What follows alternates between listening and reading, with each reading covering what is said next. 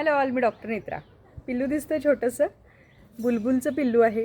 Trapped होतं एका तारेमध्ये माझ्या मुलीनं घरी आणलं आणि मग सुरू झालं की त्याला खाऊ काय घालायचं. साधारण माहीत होतं की फळं आणि मग किडे वगैरे खात असणार आहे, पण तरी म्हणलं पिल्लू आहे आणि आपण त्याची व्यवस्थित काळजी घ्यायला पाहिजे.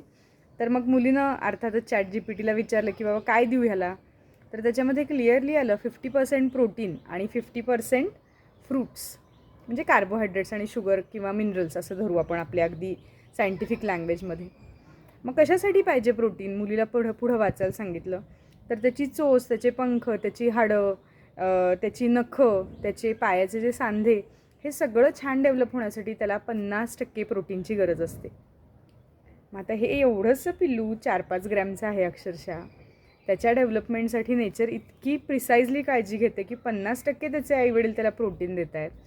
आणि आपण स्वतःला हायली इंटेलिजंट स्पीसीज म्हणतो आणि आपण आपल्या मुलांना हार्डली एनी प्रोटीन देतो.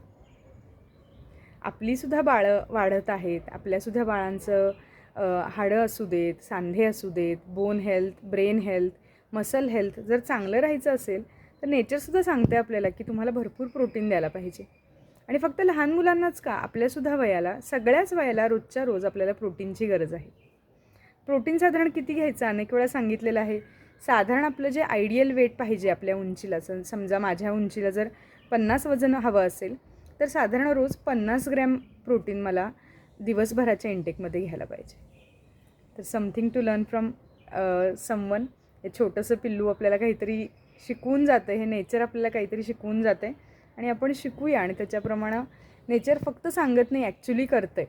आणि प्रत्येक पिल्लाचे आईबाबा त्याची पुढची पिढी अगदी अनकॉशियसली उत्तम बनवत आहेत, तर आपणही कॉशियसली बनवूया, हे सांगायचं होतं.